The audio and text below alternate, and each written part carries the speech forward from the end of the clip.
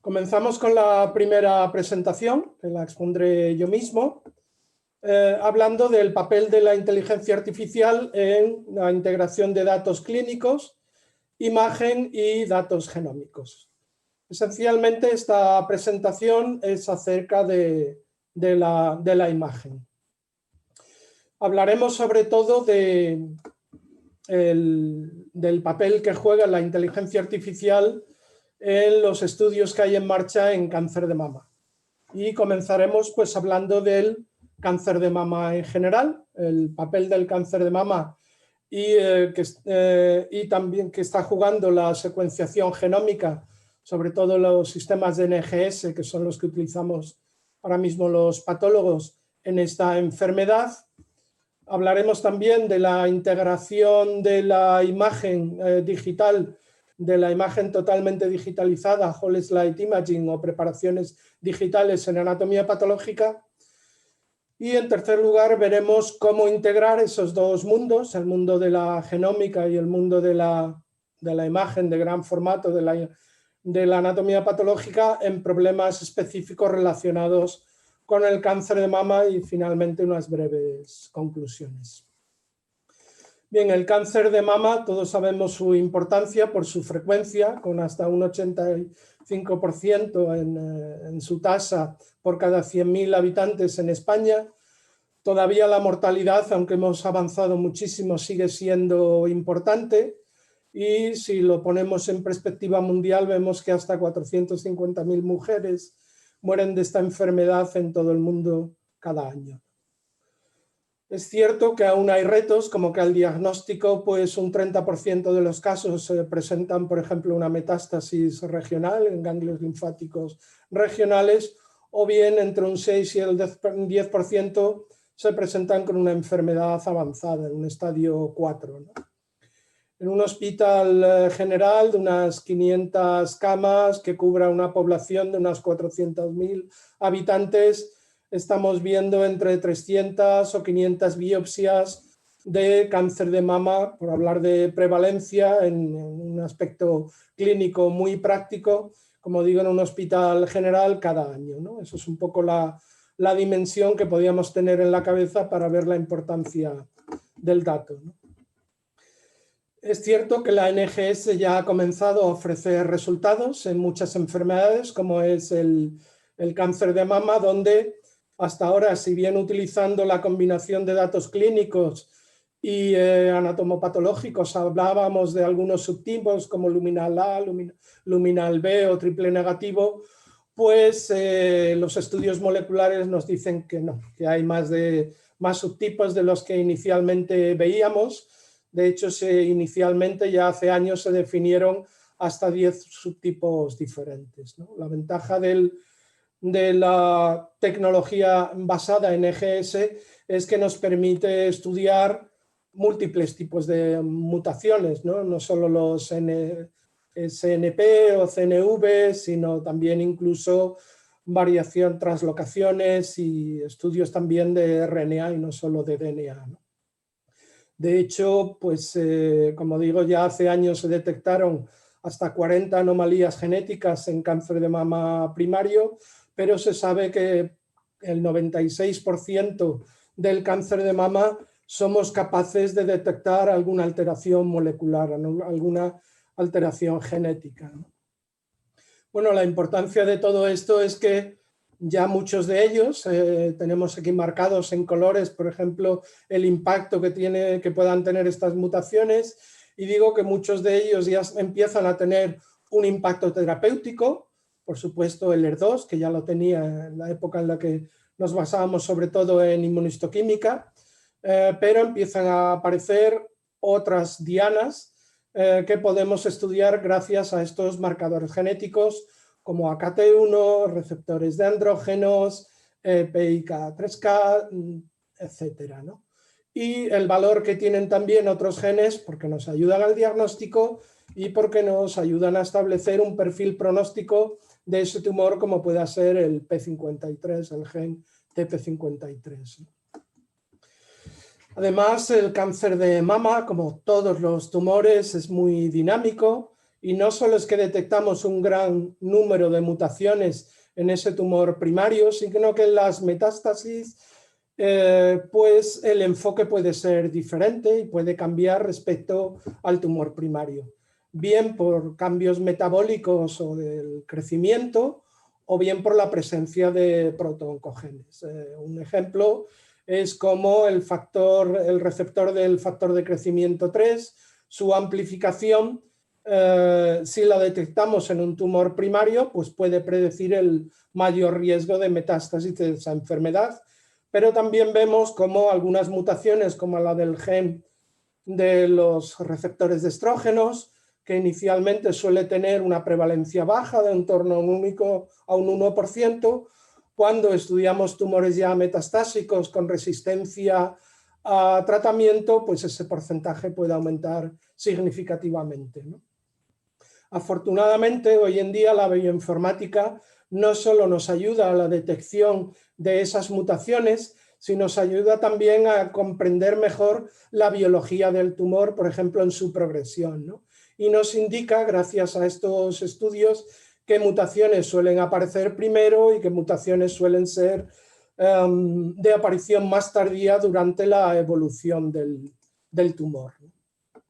Para nosotros los patólogos es muy interesante el poder correlacionar todo esto con la morfología. Inicialmente, por ejemplo, la correlación con la expresión inmunistoquímica, qué mutaciones nos vamos a encontrar en los luminales A, en aquellos que no expresan ER2, pero sí expresan receptores de estrógeno, o en aquellos que son tumores ER2 positivos, o en los basal-like o triple negativos. Todo esto,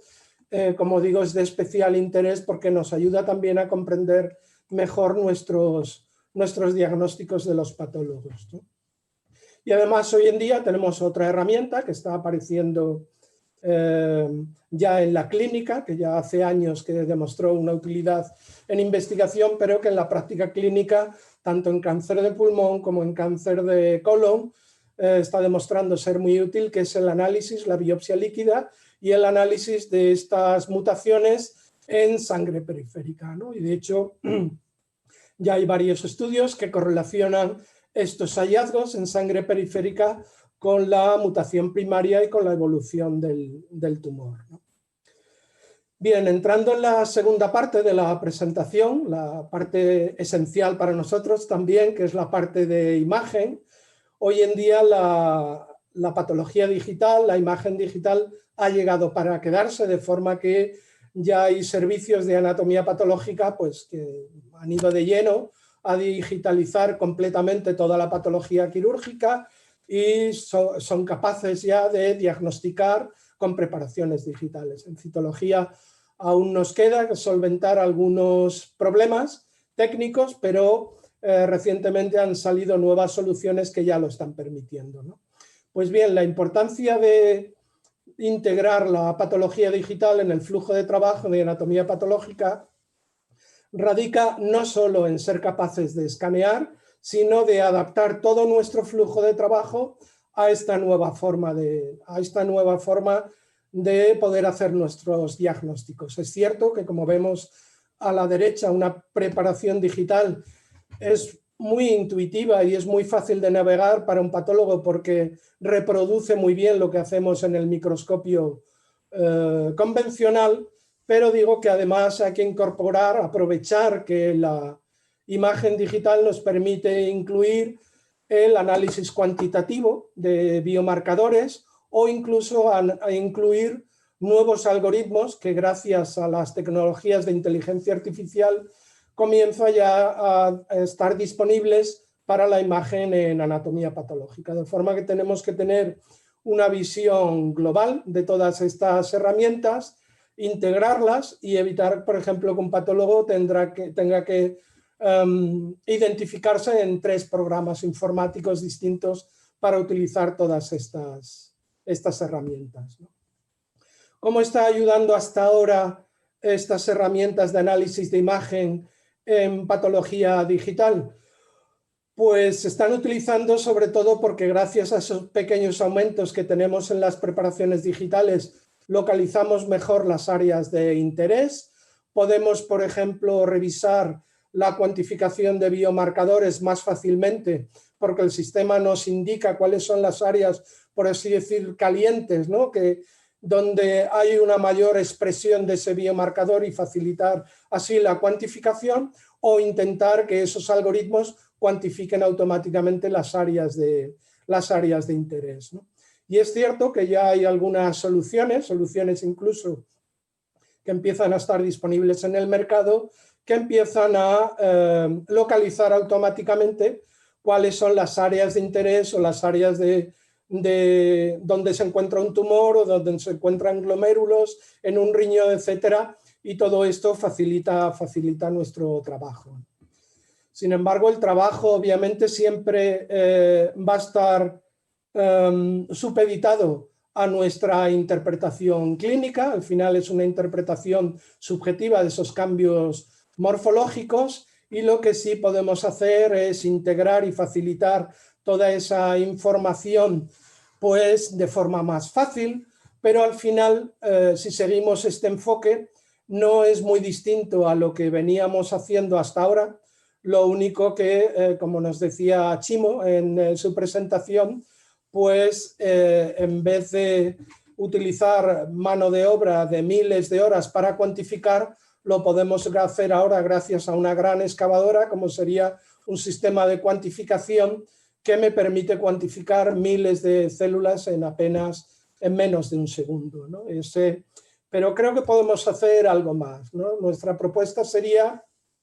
¿por qué no integrar esos nuevos algoritmos que ya empiezan a tener un rendimiento muy eficaz, por ejemplo, a la hora de predecir dónde se encuentran las áreas tumorales, e integrar todo esto en el circuito diagnóstico en el momento adecuado? Y una propuesta podría ser, ¿y por qué no dejar que primero estos sistemas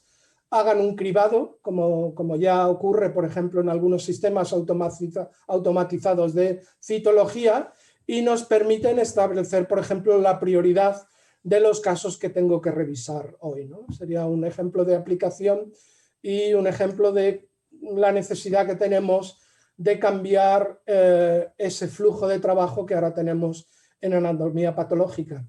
Pero además empieza a haber estudios, que luego veremos en detalle, que empiezan a predecir ciertos patrones morfológicos, pueden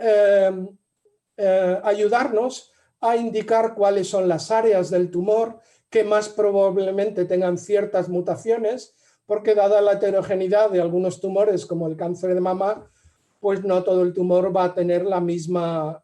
expresión génica. Y todo eso se puede predecir utilizando sistemas de deep learning aplicados también a las preparaciones digitales, a ese whole slide imaging, o preparaciones completamente escaneadas que ahora mismo ya comenzamos a utilizar en anatomía patológica.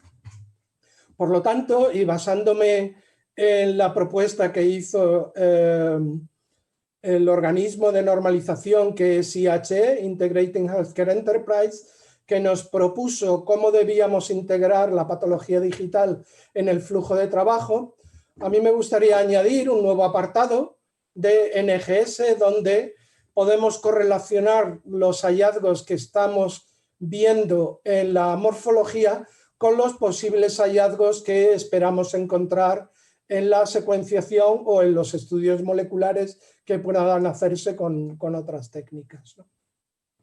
Y para ello vamos a ver algunos ejemplos específicos en cáncer de mama, ¿no? Bueno, si echamos la vista atrás, viendo lo que hacíamos hace algunos años, ya comenzamos a ver que algunos subtipos de cáncer especial, como pueda ser el triple negativo, pues veíamos que tenía varios patrones, ¿no? Unos patrones eran más metaplásicos, otros más apocrinos, con células muy grandes de citoplasma rosado, núcleo vesiculoso, gran nucleolo, etc. Y estos distintos patrones empezó a verse que se correlacionaban, incluso estando dentro del mismo tipo, como puede ser el triple negativo. Veíamos que, por ejemplo, la mutación germinal del BRCA1 solo aparecía en algunos subtipos y no aparecían los tipos apocrinos o metaplásicos. Puede ser un ejemplo de lo que ya veíamos y ya empezó a intuirse solamente con la interpretación subjetiva que hacía el patólogo de los datos genéticos. Otro ejemplo lo tenemos en piel, en los vapomas, donde estos tumores que parecen que podrían corresponder a tumores de Spitz atípicos y que tienen una morfología muy característica, pues se ha visto que se correlaciona también con ese mismo gen, con la proteína asociada a ese mismo gen. Y bueno, es otro ejemplo de correlación entre morfología y hallazgos genéticos, ¿no? Otro de los problemas que queríamos abordar es el tema de la heterogeneidad. No hemos dicho temporal porque hemos visto cómo las metástasis de un cáncer de mama pueden no tener la misma expresión que el tumor primario, y esto sabemos que ocurre en pulmón y en muchos otros tumores, pero también espacial. Y en la espacial, en la heterogeneidad espacial, es donde creemos que puede jugar un papel muy importante la integración de Deep Learning del dato genómico y la imagen de anatomía patológica, ¿no? De hecho, esta heterogeneidad juega un papel importante como barrera en el tratamiento a largo plazo del cáncer de mama, y si bien a veces con inmunistoquímica podemos intuirla, porque vemos una expresión muy marcada de ER2 en una zona del tumor que no la vemos en otra, y se empieza a trabajar en algunos marcadores de heterogeneidad, la propuesta sería, ¿y si fuéramos capaces de detectar esa heterogeneidad en la hematoxilina y eosina sin necesidad de llegar hasta la inmunistoquímica? Eso podría mejorar, por ejemplo, y acortar los tiempos que necesitamos para llegar al estudio molecular, ¿no? De hecho, nuestra hipótesis es que combinando esos dos grandes mundos, el mundo de la imagen y el mundo del NGS y por supuesto los datos clínicos, podemos detectar automáticamente esa heterogeneidad con una hematoxilina eosina, podemos predecir y podemos mejorar la cuantificación de los biomarcadores que actualmente estamos utilizando tanto en inmunistoquímica como en hibridación in situ, podemos clasificar automáticamente tipos histológicos, correlacionar esa morfología y los hallazgos genéticos, y esto puede ser utilizado, por ejemplo, a ver si tenemos que hacer una macrodisección o seleccionar de qué área voy a hacer el estudio molecular, pues que me ayuda a predecir cuál es el área más interesante para seleccionar, y también se está utilizando para predecir el riesgo de metástasis a distancia en pacientes, ¿no? Otro de los estudios que se está realizando es la correlación entre los hallazgos en hematoxilina y eosina y los probables hallazgos que vayamos a ver con PDL1, por ejemplo, o con los grados o la intensidad de las mutaciones, el Tumor Mutation Marker que vamos a encontrar en los tumores. Y todo esto prediciéndolo, como digo, muy desde el principio, lo que ayuda a enfocar mejor cada uno de los casos, incluso para la inmunoterapia, ¿no? Claro, el problema de todo esto es que se genera una gran cantidad de información. Una sola preparación digital contiene aproximadamente unos 15 gigabytes de información, puede tener unas dimensiones de unos 80.000 por 60.000 píxeles, contiene aproximadamente unos 4.500 campos microscópicos de gran aumento, pero si cogiéramos esa información y la troceáramos en pequeños trozos, por ejemplo, como suelen hacer los sistemas de inteligencia artificial que utilizan pequeños fragmentos de imagen, nos saldrían decenas o cientos de imágenes en una sola, miles de imágenes en una sola preparación, ¿no? Bueno, para que os hagáis una idea de los datos reales, pues en los 109 pacientes que hemos incluido en el estudio, hasta ahora hemos obtenido unos 16 terabytes de imágenes, incluyendo unas 1000 preparaciones que incluyen no solo las hematoxilinas y eosinas, sino la inmunistoquímica e hibridación in situ. mientras que en la parte genómica utilizamos el kit de Oncomine Comprehensive Assay para unos 161 genes y aproximadamente la información que se está generando es en torno a unos 5 terabytes en estos datos genómicos, ¿no?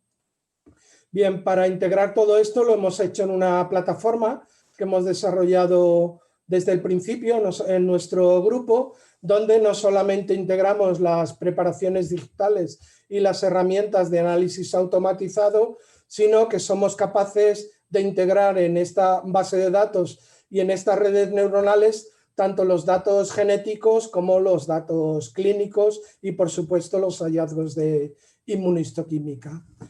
Bueno, este sería un ejemplo donde en un cáncer de mama le hemos pedido al sistema, indicándole que se trata de un carcinoma lobulillar infiltrante, que marque automáticamente cuáles son las áreas de carcinoma lobulillar infiltrante. Hemos seleccionado 2 áreas que nos interesan para validar y el sistema automáticamente, bueno, pues lo ha hecho razonablemente bien y excluye el tejido fibroso y excluye el tejido adiposo que no nos interesan. Ese es el primer paso que hemos hecho, porque efectivamente lo que nos interesa es quedarnos solo con la información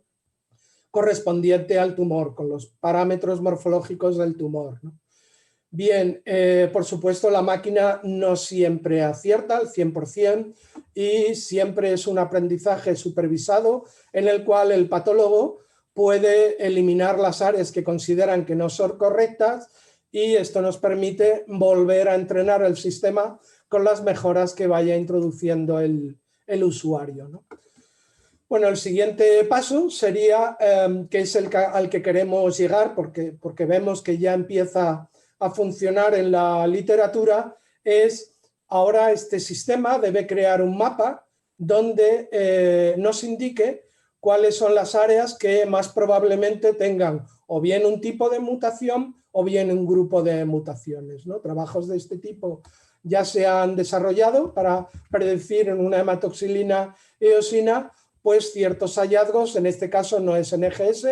es una PCR cuantitativa en la cual se está ayudando a predecir la expresión de ciertos genes, ¿no? Pero también se está utilizando, por ejemplo, para localizar áreas que más probablemente tengan una alta carga mutacional, un alto TMB, ¿no? Bueno, pues se crean mapas. Esta red neuronal que ha sido publicada recientemente es capaz de crear un mapa con aquellas áreas calientes donde va a haber una alta carga mutacional o áreas más frías donde esta carga mutacional se predice que va a ser mucho menor, ¿no? Bueno, he resumido aquí algunos otros hallazgos que empiezan a estar ya disponibles. Por ejemplo, en cáncer de próstata han sido capaces, gracias al Deep Learning, a predecir algunas mutaciones específicas. También, por ejemplo, en carcinoma de pulmón hay redes neuronales que producen algunas mutaciones tan importantes como EGFR y otras mutaciones que son menos conocidas pero empiezan a estar ahí, como STK11 o FAT1. También se ha sido utilizado para predecir mutaciones driver en varios tipos de genes y no solamente enfocándonos en un tipo, y se ha visto muy buena correlación entre esos tipos histológicos y diferentes mutaciones driver, ¿no? Y por último, también el año pasado, el grupo de Katten fue capaz de predecir mediante redes neuronales la inestabilidad de microsatélites solamente utilizando preparaciones digitales de hematoxilina y eosina. ¿Cómo se consigue todo esto? ¿Cómo somos capaces que el Deep Learning, que las redes neuronales pueda obtener tan buenos resultados? Pues en gran parte por la gran labor que se ha hecho desde el mundo de la genómica y de la bioinformática en crear grandes repositorios de imágenes como TCGA. TCGA, que está disponible públicamente, pues es fácil encontrar cohortes. En nuestro caso, para nuestro estudio, seleccionamos una cohorte que encajaba muy bien con el perfil de nuestros pacientes, de entre 300 y 500 pacientes de esta gran base de datos de la TCGA, ¿no? Lo que hacemos es, en cada preparación digital, que también está disponible en esta base de datos, no solo disponible, tenemos la información genómica, sino también podemos descargarnos y trabajar con estas preparaciones digitales. Como decíamos, pues etiquetamos estas preparaciones digitales con las mutaciones que nos aparecen en esta base de datos. Por ejemplo, esta preparación digital, pues si vemos que tiene mutación en EGFR, en BRCA1 o NER2, etiquetamos toda la preparación con esas mutaciones. Claro, pero no estamos etiquetando una sola imagen. Como hemos dicho, las preparaciones digitales incluyen miles a veces cientos de miles de pequeñas imágenes con patrones muy distintos, y cuando combinamos las etiquetas que hemos encontrado en una sola preparación con las de otras preparaciones, por ejemplo 100, 200 preparaciones, pues es impresionante cómo con grupos de 300 o 500 y a veces incluso de 100 o 200 preparaciones podemos entrenar un sistema de inteligencia artificial gracias a la heterogeneidad de esos patrones morfológicos que tienen algunos tumores como el cáncer de mama, ¿no? De hecho, este es un ejemplo de la pantalla que nos vamos a encontrar en el Instituto Nacional del Cáncer en Estados Unidos, y nos vamos al proyecto de cáncer de mama, por ejemplo, y ahí podemos encontrar pues hasta 1100 preparaciones digitales a nuestra disposición y que podemos correlacionar con los hallazgos moleculares que necesitemos. ¿Por qué creemos que es un enfoque beneficioso? Sobre todo porque ahorra tiempo, porque te permite predecir cuáles son las áreas que realmente merece la pena secuenciar, porque además te permite tener una visión más global de cuáles son los marcadores diagnósticos, terapéuticos, pronósticos que debemos evaluar en cada paciente sin tener que llegar a esperar a tener todos los resultados moleculares, y porque predice, por ejemplo, cuestiones que están comenzando a ser importantes para inmunoterapia, como pueda ser la carga mutacional de los tumores o como pueda ser la heterogeneidad de los mismos, ¿no? Pero además no solo predice las mutaciones en DNA, es capaz también de predecir, y esto ya está validado en algunos estudios, la expresión que pueda tener de RNA o de proteínas estos tumores, ¿no? Por lo tanto, y para concluir, creemos que el enfoque de integrar preparaciones digitales y no solamente imágenes aisladas, con toda la información genómica que estamos empezando a recopilar de la NGS, del Next Generation Sequencing, es cierto que es todo un reto por la gran cantidad de información que tenemos que manejar, pero la bioinformática empieza a disponer de herramientas que nos permite predecir mejor la biología del tumor, en este caso del cáncer de mama, y el enfoque diagnóstico, terapéutico y pronóstico para estos tumores. Y además lo hace de una forma bastante eficiente, evitando, por ejemplo, tener que hacer múltiples estudios topológicos en distintas áreas del tumor. Nos ayuda, como digo, a ahorrar tiempo y dinero en este sentido, y de hecho yo creo que es la única forma el poder integrar todas estas tecnologías de Deep Learning y de Big Data, el poder avanzar en lo que hoy en día la medicina de precisión requiere. Y eso es todo. Muchas gracias.